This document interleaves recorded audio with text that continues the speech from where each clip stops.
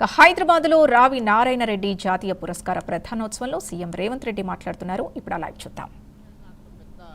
సత్సంబంధాలు ఏమి ఉండేది కాదు. 2014లో వారు పార్లమెంట్ సభ్యుడిగా 2000 ఓట్లతో ఓడడానికి నేనే కారణం. కానీ ఏ రోజు కూడా వారు నన్ను ఎప్పుడు ద్వేషించలే.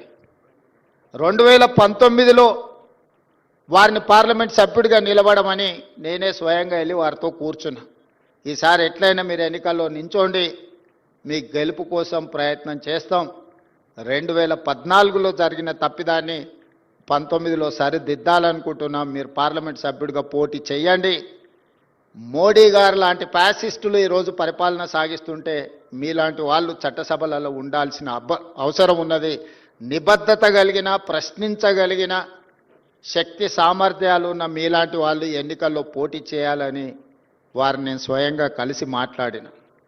కానీ వారు అన్నారు, తరం మారింది, ఇక మేము ప్రత్యక్ష ఎన్నికల్లో పోటీ చేయడం సమంజసం కాదు, నేను ఎన్నికల్లో పోటీ చేయను, మీరు ఎన్నికలను పోటీ చేయండి, మీకు అవసరమైన మా అనుభవాన్ని మీకు అందిస్తామని 2019 ఎన్నికల సందర్భంగా జైపాల్ రెడ్డి గారు అనడం జరిగింది.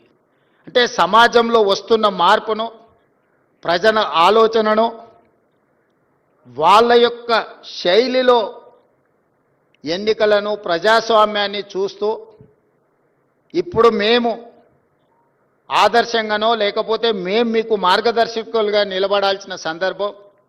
మీరు ఎన్నికల్లో పోటీ చేయండి, మేము ప్రోత్సహిస్తాం, భుజం తట్టామని చెప్పి జైపాల్ రెడ్డి గారు, జస్టిస్ సుదర్శన్ రెడ్డి గారు లాంటి వాళ్ళు ఎన్నికల పోటీలో నిలబడ్డప్పుడు ప్రొఫెసర్ కోదండరామ్ గారు లాంటి వాళ్ళు అండగా నిలబడి ఈరోజు తెలంగాణ రాష్ట్రంలో ప్రజాప్రభుత్వం ఏర్పాటుకు సహకరించారు.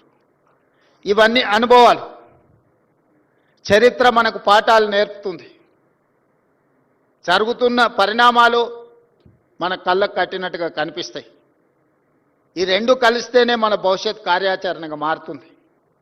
అందుకే ఈనాడు ఒక రావి నారాయణ రెడ్డి గారి యొక్క గొప్పతనము, ఈనాడు అవార్డు గ్రహీత జస్టిస్ సుదర్శన్ రెడ్డి గారి గురించి 2 విషయాలు ప్రస్తావించాల్సిన అవసరం ఉన్నది. మొన్న ఉపరాష్ట్రపతి ఎన్నికల సందర్భంగా కాంగ్రెస్ పార్టీ అధ్యక్షులు మల్లికార్జున్ ఖర్గే గారు, రాహుల్ గాంధీ గారు నాకు ఉదయమే ఫోన్ చేశాను, మాట్లాడేది ఉంది అని. ఏదైనా పార్టీ వ్యవహారాలు అనుకున్నాం. ఉపరాష్ట్రపతి ఎన్నికలు వచ్చినాయి. ఈ ఎన్నికల్లో నరేంద్ర మోడీని, అమిత్ షాను భయపెట్టాలి, నరేంద్ర మోడీ అమిత్ షాకు ఖచ్చితమైన గుణపాఠం చెప్పాలి అని వారు ప్రస్తావించారు. వారు నాతో ఎందుకు ప్రస్తావిస్తున్నారో నాకు మొదట్లో అర్థం కాలేదు.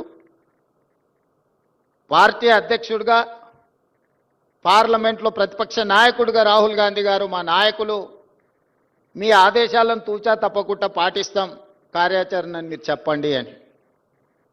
అయితే జస్టిస్ సుదర్శన్ రెడ్డి గారిని ఉపరాష్ట్రపతి అభ్యర్థిగా మేము నిర్ణయం తీసుకున్నాం, నువ్వు వెళ్ళి వారితో ప్రత్యక్షంగా మాట్లాడి వారికి సమాచారాన్ని అందించండి అని వారు చెప్పడం జరిగింది.